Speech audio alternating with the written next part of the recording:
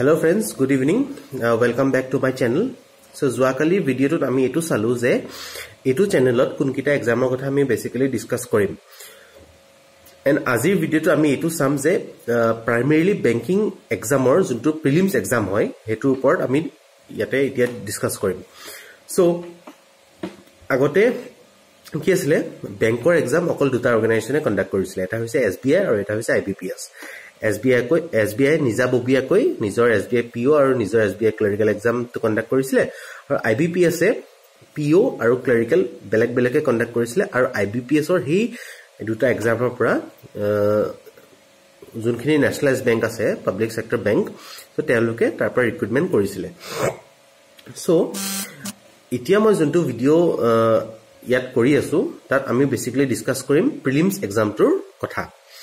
বাট আপোনালোকক মনত পৰি মই আৰু এটা কথা কৈ থওঁ যে আজিকালি অকল IBPS আৰু SBI অকল এটা অৰ্গানাইজেচনে নহয় যোনে এক্সাম কন্ডাক্ট কৰে আজিকালি বেংকৰ এক্সাম কিছুমান বেংকে নিজা ববিয়া কৈও কন্ডাক্ট কৰে যেনেকে syndicate bank of Baroda Canara bank Indian bank আৰু মোৰ মাইন্ডত এতিয়ালৈকে আহা নাই আৰু এই কিটা বেংকৰ ভিতৰত যোনটো বেংক অফ বৰোদাৰ নিজৰ এক্সাম আছিল তাত আটাইতকৈ বেছি ভ্যাকেন্সিজ আছিল post graduate diploma in banking and finance PGDBF এই কোৰ্সটোৰ নাম যোনটো কোৰ্স বেংকে নিজৰ এক্সাম নিজে কন্ডাক্ট কৰি পেলাই ষ্টুডেন্টছবোৰ তাৰ পৰা ৰিক্ৰুট কৰে সেই এক্সামটোৰ নাম হৈছে post graduate diploma in banking and finance so এতিয়া আহো প্ৰিলিমছৰ কথা সো প্ৰিলিমছ এক্সামটো হৈছে you need to attempt 100 questions in 60 minutes আপোনাৰ ওচৰত 60 minutes থাকিব which will be again divided into 20 20 20 আৰু আপোনাৰ ওচৰত কোৱেশ্চন থাকিব 100টা কোৱেশ্চনৰ আপোনাৰ তিনটা সেকশনত ডিভাইড কৰা হৈছে ফাৰ্স্ট অফ অল ইজ ইংলিশত আপোনাৰ থাকিব 30 কোৱেশ্চনছ তাৰ কাৰণে 20 মিনিট নেক্সট আপোনাৰ আহিব ৰিজনিংৰ কাৰণে আপোনাৰ থাকিব 35 কোৱেশ্চনছ again 20 minutes তাৰ পিছত আহিব আপোনাৰ কোৱান্টিটেটিভ এপ্টিটিউড যোনটো আমি নৰমালি ম্যাথছ বুলি কওঁ তাৰ কাৰণে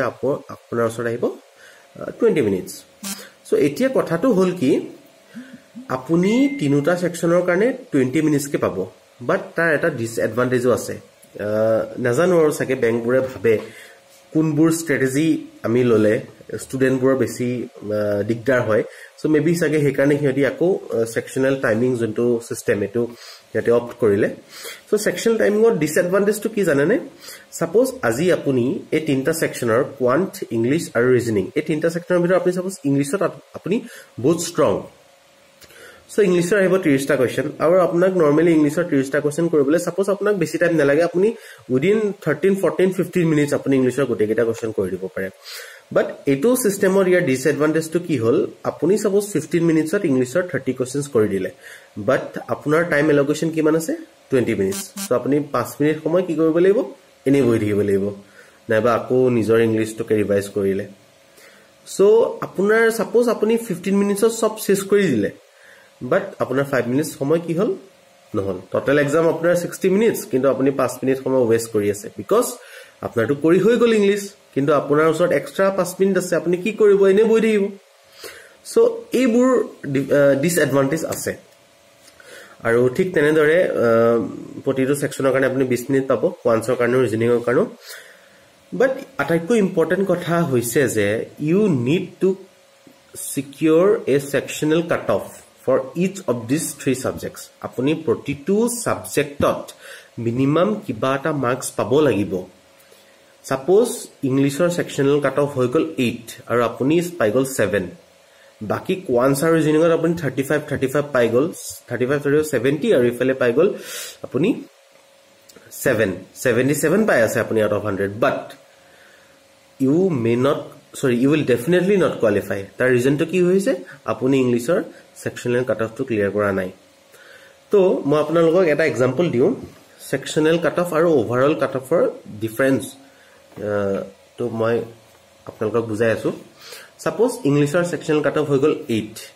ৰিজনিংৰ সেকশনাল কাটঅফ হৈ গল 10 আৰু কোৱান্টছৰ সেকশনাল কাটঅফ হৈ গল 12 সো 8 + 10 + 12 30 সো 30 মানে সেকশনাল কাটঅফ কি টাইপ কি বুজায় আপুনি ইংলিশত মিনিমাম 8 পাব লাগিব ৰিজনিঙত মিনিমাম 10 পাব লাগিব ম্যাথছত মিনিমাম 12 পাব লাগিব বাট এইটোৱে এইটো নুবুজায় যে আপুনি মিনিমাম 8 + 10 + 12 = 30 মিনিমাম 30 পাই গলে আপোনাৰ প্ৰিলিমছ ক্লিয়াৰ হৈ যাব so sectional cutoff is the minimum marks which you must secure in order to pass that particular section prelims pass koribo karne apuni protito section clear koribo lagibo but you also need to clear the overall cutoff etia ki hoy moi apnalok hetu etia kom overall cutoff is the minimum amount of marks secured by you in the preliminary examination to qualify in the next round suppose aji overall cutoff kunba ta porikhat out of 165 goal tar preliminary sectional cutoff to 8 10 or 12 ho but apuni jodi 8 10 or 12 paise tetia apuni okol subject kitar sectional cutoff to clear korile but apuni prelims qualify koribo karne apuni overall cutoff to clear koribo lagibo so I hope apnaloke bujise sectional cutoff aru overall cutoff for difference to and in order to pass the prelims you need to clear both sectional cutoff and the overall cutoff aru overall cutoff approximate kiman man jabo pare hetu upor to bankor jonto prediction hebur ajikali digdare hoy goise karon bankor level to imane high hoy goy ase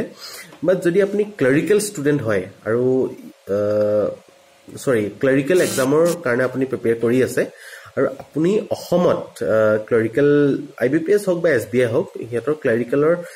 sectional cutoff to clear koribo karne apuni 15 man jodi eta subject minimum pai jay apnar sectional cutoff to secure hoi jabo aru overall jodi apuni overall cutoff er kotha khude jodi apuni general category student hoy tente moi bhabu if you get 75 out of 100 minimum I think you should make it to the mains apuni prelims pass kori mains dibo karne chance pabo aru IBPS clerical er kotha almost SBI er hoti homoporjayar karon SBI vacancy total number of vacancy SBI clerical aru IBPS clerical almost eke thake olopman difference thakibo pare but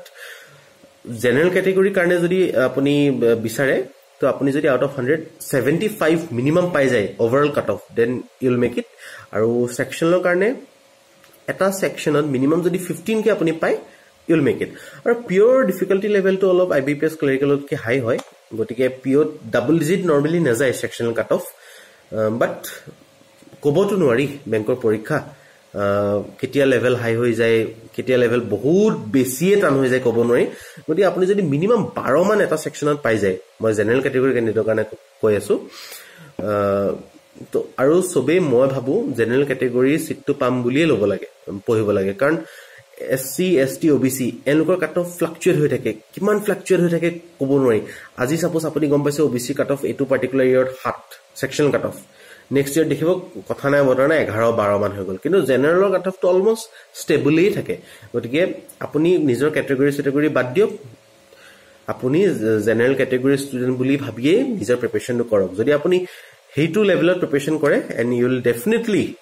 be able to pass that prelims examination so aji kotha khini moi imanote সমাপ্ত কৰিব বিচাৰিছো just quick revision ta di dilu prelims ot tinta section thake quants reasoning English 20 minutes 30 questions respectively aru apuni tinuta sectionote minimum kibata cutoff pabo lagibo aru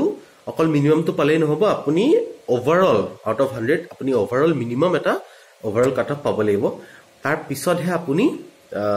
hetu section prelims exam to clear koribo aru I hope apnalokor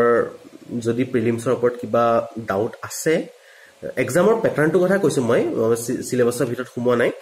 tetia hole I hope clear ho goise aru jodi in case clear howa nai tetia hole apnaloke comment box ot type koribo pare aru azir video to imani aru ami next video t ami sao ki video ki exam er kotha discuss koro gotike thank you stay healthy study hard stay fit jai hind